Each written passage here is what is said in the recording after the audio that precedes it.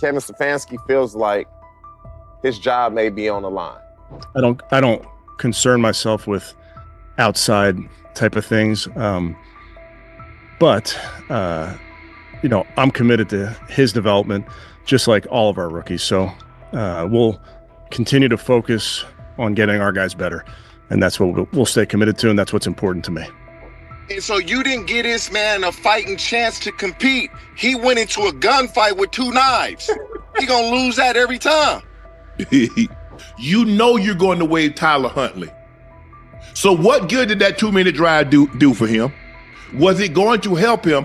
Don't you think Shedeur would have benefited more from a 2-minute drive than Tyler Huntley? Coach Kevin Stefanski looks like he's backing off, and the heat is clearly on him and the Browns to make a call. After the game, several offensive linemen who'd been on the field with Shedeur Sanders were waived, and a few players had their deals terminated. The blowback was immediate, forcing Stefanski to explain his handling of Shedeur's snaps, especially why he pulled him before the 2-minute hurry-up, a situation many felt fit the rookie perfectly. Stefanski didn't sound convincing. Under obvious pressure, he said he put Tyler Snoop Huntley in for the final 2 minutes to get him tuned up. He looked rattled delivering it, still pushing the idea that Huntley needed that work. Let's be real, Huntley was an emergency pickup when injuries piled up. He's a stopgap, unlikely to stick on the 53, and yet Stefanski used that moment to sit Shedeur. The message in his tone was hard to miss. He knows the choice isn't playing well, and the whole approach around Shedeur Sanders is already blowing back on the staff. Before we go deeper into Stefanski's full comments and what they mean going forward, don't forget to like the video and subscribe for more updates. As for the decision itself, the head coach's shaky explanation only highlighted how tense things have become. Framing the move as a tune-up for Huntley doesn't track with the stakes or with Shedeur's development timeline. It looks less like a plan and more like a scramble, and it's starting to backfire. And did you, I'm sure you kind of answered this last night, but why didn't you keep him in for the 2-minute, or why did you decide to take him out?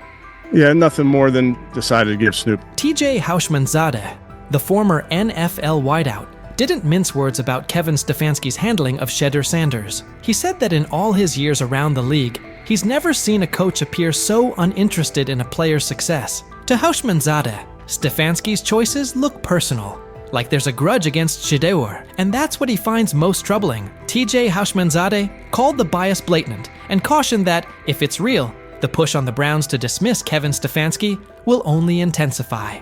The fans gonna be saying, Shedeur our quarterback. Shedeur should be our starter. Shedeur should be the guy that starts game 1, week 1. Look what he did. They didn't want that to happen. And I don't know what's going on with Kevin Stefanski. It's almost as if, and I don't even want to say this, but I'm going to say it anyway. And that's exactly how it came across. Kevin Stefanski's body language said plenty. He looked like a coach feeling the axe over his shoulder. TJ Houshmandzadeh added that this isn't the first time Shedeur Sanders has been treated this way. He pointed to the opening preseason game, where Shedeur was sharp, yet Stefanski offered no real praise. Now, after what unfolded yesterday, it looks like Stefanski is pushing the idea that Shedeur was at fault, almost as if he's trying to validate the staff's stance that they were right and Sanders was wrong. TJ even suggested it felt like the situation was engineered from the start to make Shedeur come up short. Well, like when he played well the first game, he was so off-putting, like, oh yeah, well, we'll see what happens next. Like, he played great, man. He exceeded our expectations. He didn't say none of that. And Right. So to me, it's as if they want him to fail so they can justify doing what they want to do. And Houshmandzadeh's red holds up. From the very first preseason outing, Kevin Stefanski's slant felt apparent. Even after Shedeur Sanders put together an impressive, mistake-free showing, Stefanski declined to highlight him, retreating to broad comments about developing all the quarterbacks and skimming past Shedeur's standout work. It didn't come across as genuine buy-in on Shedeur's future in Cleveland. Now the spotlight is squarely on Stefanski, who seemed intent on easing Shedeur towards the margins. Ironically, the coach looks more vulnerable than the rookie. After weeks of rigid messaging and thin criticism, he's suddenly pivoting, saying they'll concentrate on developing Shedeur Sanders. An about-face that screams pressure from the fan base. And it isn't only fans. Reporters and analysts are pressing him as well. Emmanuel Acho weighed in, arguing that by placing Shedeur with an offensive group filled with players unlikely to make the 53, Stefanski engineered a no-win evaluation. Acho's point was straightforward. Even a quarterback with Tom Brady's resume would have struggled in that setup with that caliber of support. In those conditions, any rough patches for Shedeur were predictable, an indictment of the context, not the quarterback. The COVID year, so he gave everybody an extra year if you wanted it. Understandable. But listen, it's What the chat say? The chat believe he took a shot or no? Let me look in the chat. I ain't even open my phone. Hold on. I'm curious to see what the chat would think. They are saying Hushman Zeta's take still holds. From the first preseason snap, Kevin Stefanski's slant felt obvious. Even after Shedeur Sanders delivered a crisp, mistake-free showing, Stefanski sidestepped any real credit, defaulting to broad talk about developing all the quarterbacks and skating past Shedeur's standout work. It didn't read like genuine buy-in on Sanders' future in Cleveland. Now the spotlight has swung to Stefanski, who looked intent on easing Shedeur to the edges of the plan. Ironically, the coach seems more vulnerable than the rookie. After weeks of rigid messaging and thin critiques, he's suddenly pivoting, saying they'll focus on developing Shedeur Sanders. A shift that screams fan pressure. And it isn't only the fan base. Reporters and analysts are pressing him too. Chad Okosinko weighed in, arguing that by sticking Shedeur with an offensive group filled with fringe or soon-to-be-waived players, Stefanski set up a no-win evaluation. Ochocinco's point was straightforward. Even a quarterback of Tom Brady's caliber would have struggled in that environment with that level of support. In those circumstances, any rough patches for Shedeur were predictable, an indictment of the setup, not the quarterback. Chad Ochocinco warned that the chorus of team-friendly critics would soon start branding Shedeur Sanders a bust, reducing him to fifth-string status, and the real problem would get ignored. Kevin Stefanski put Shedeur in a no-win setup. Despite growing backlash, Ochocinco argued this all looks like a coordinated effort to drag Shedeur down, with more energy spent tearing him apart than acknowledging why he struggled. He was right about the setup, but wrong about the Browns skating by. Fans are loudly calling for Stefanski's job over what they view as clear bias towards Shedeur Sanders, and that pressure is only intensifying. Skip Bayless also weighed in, blasting Cleveland's approach as the worst way to handle a young quarterback. He pointed to a recurring pattern. Shedeur has been consistently mishandled by Stefanski and by the organization, and that this isn't a one-off misstep. In Bayless's view, Sanders hasn't been given a fair runway or the right support, and the way the team has managed him has only piled on the pressure, making it even harder for him to succeed. I'm outraged, I'm sickened, and I'm saddened. By the way, Shedeur continues to be treated in the National Football League now by those sorry-ass Browns and sorry-ass Kevin Stefanski. Given how this has played out with Shedeur Sanders, it's hard to escape the sense he was put behind the 8-ball from the start. When he made his first preseason start, Stephen A. Smith said the Browns were setting Shedeur up to fail, and recent events only strengthen that take. Between the lack of meaningful first-team reps and a string of puzzling play calls, the context never looked built for growth. At this point, the pattern makes his setbacks feel less like natural growing pains and more like the product of an environment that was never set up for him to succeed. Was out there, I talked to Denzel Ward. Yep. I talked to some. Wait, I can't say the name. But anyway, I done talked to some people. He looked different. There's a difference when that young bull is out there spinning that ball. You hear me? Mm-hmm. Difference. I'm talking about football. I ain't talking about no media and all that hoopla and all them.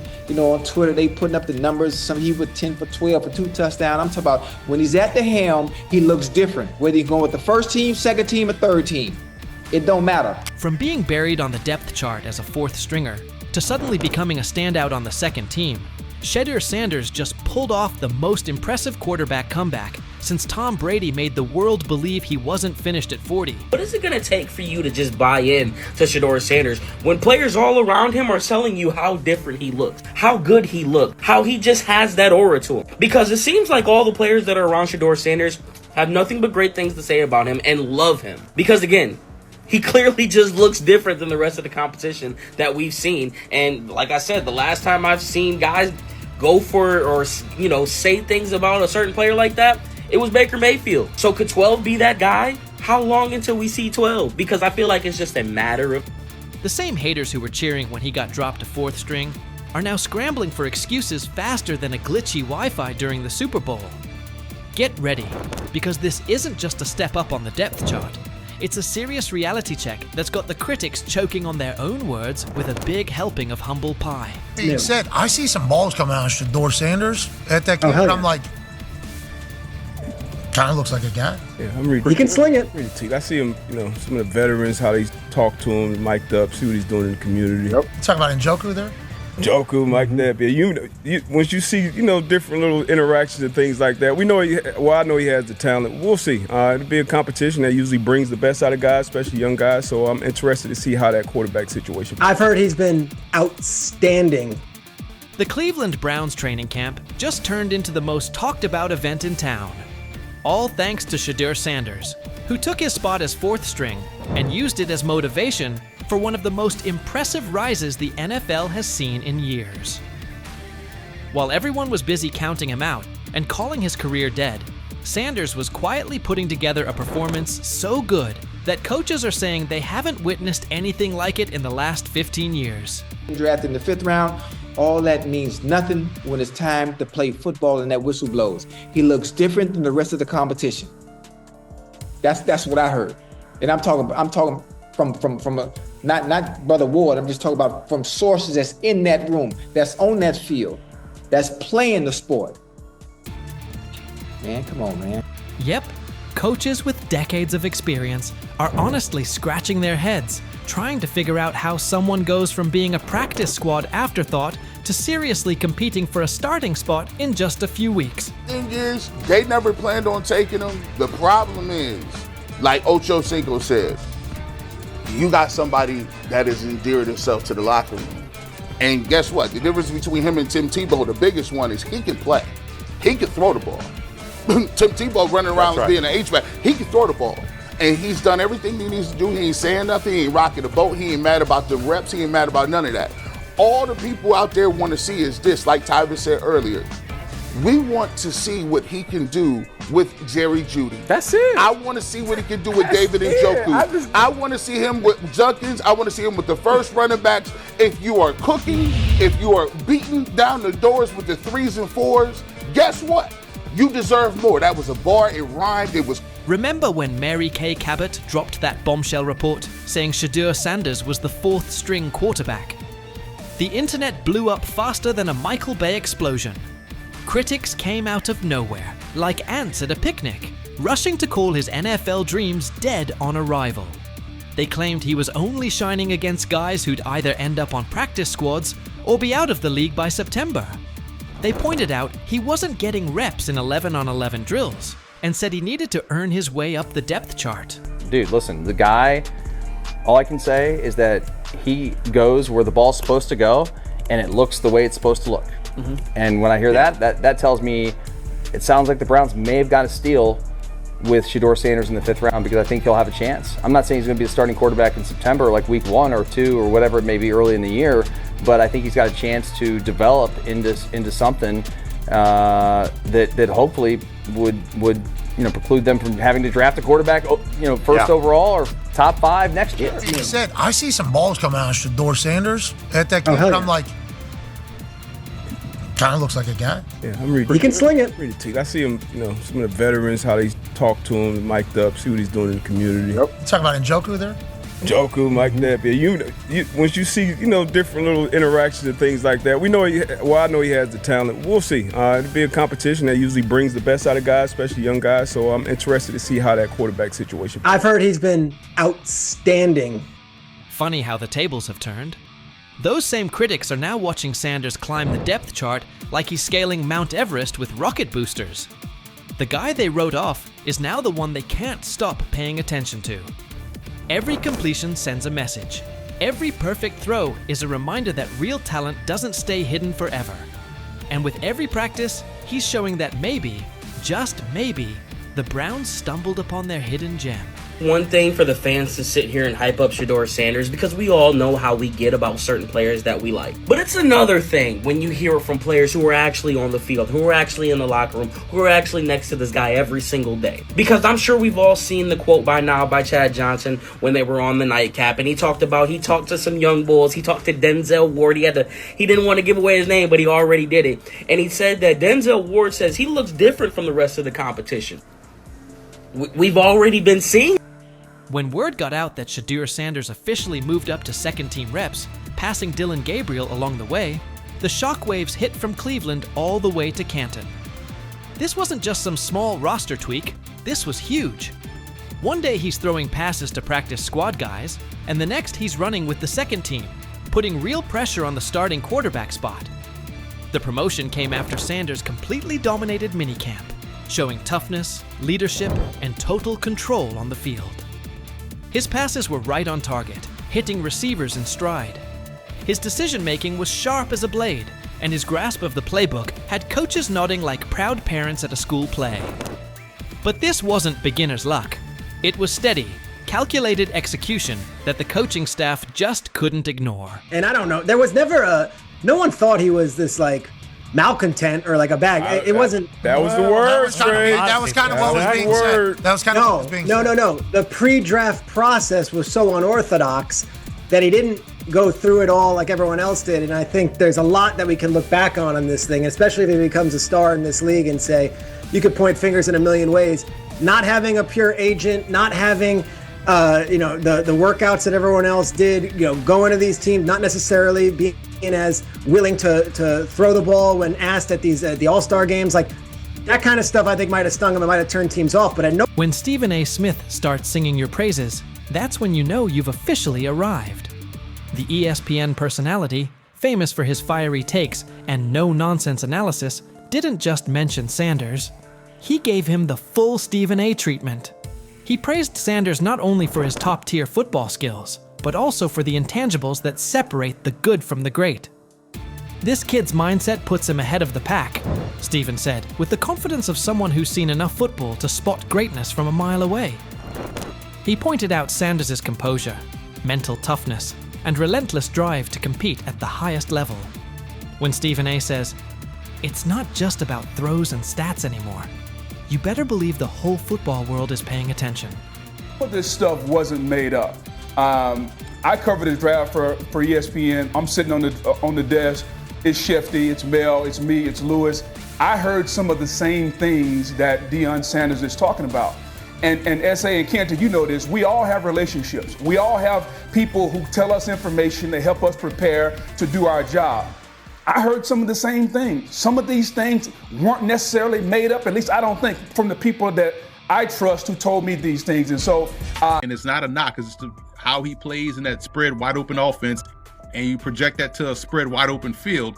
Yes, the arm may not be as strong. I can't imagine there's many people that think Dillon Gabriel's a better quarterback than Shedeur Sanders. I don't care where they were drafted. And if the Browns are the one team that thinks that, then I'm going to suspect it's not true. I never root against anybody. Yeah. But I'd be surprised if Dillon Gabriel's ever a legitimate starting quarterback for the Cleveland Browns. I'd be surprised. I just don't think. Big news coming out of Cleveland. The competition for the starting quarterback spot is getting intense. Right now, it looks like Shedeur Sanders is pulling ahead in the race for QB1, while Dillon Gabriel is starting to raise concerns about whether he can hold onto the job. Gabriel was brought in for his size and physical presence, but things haven't been going his way. His arm strength and overall throwing performance during training camp have been underwhelming. In contrast, Sanders has been consistently outperforming him on the field. At this point, Shedeur Sanders seems to be on track to take over as Cleveland's starting quarterback. This shift could have big implications for the team moving forward. Initially, Gabriel was drafted before Sanders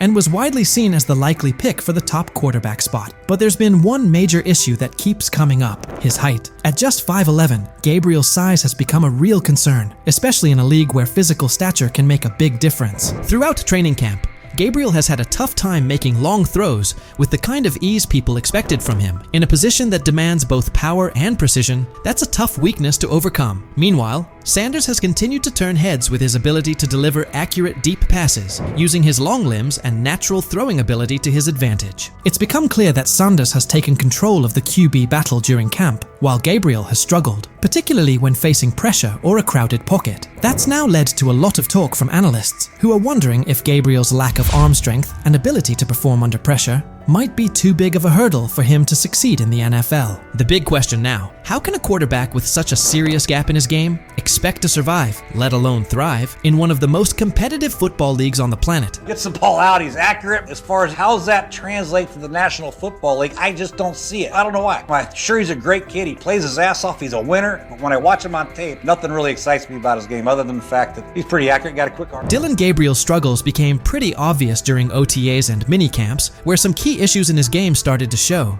One particular rep stood out. He looked noticeably worried about defensive linemen swatting down his passes at the line of scrimmage. That concern led him to start releasing the ball a bit higher than usual, and it threw things off. Some of his passes ended up sailing over his receivers' heads, while others got tipped right at the line. It's definitely something he'll need to work on if he wants to seriously compete at the pro level. Dillon Gabriel raises a lot of eyebrows of concern. As you guys know, he had a ball batted down today, and it turned into an interception, pick 6. And you guys can see right here, this was a cause of concern coming into the draft when it pertained to Dillon Gabriel, is how, his smaller frame. You guys seen it with the Johnny Manziels. Just kind of with those guys, the smaller frames, getting balls batted down to the line, ultimately turns into interceptions. That being said, both Dillon Gabriel and Shedeur Sanders have things they need to work on. Neither of them is flawless, and the quarterback competition is still very much alive. Sanders has shown more consistency throughout camp, but nothing is set in stone just yet. Both quarterbacks are still in the running, and the battle is only getting more intense. While Gabriel was having his share of mistakes, Sanders was out there dropping dimes during practice. His throws were on point, showing off some serious precision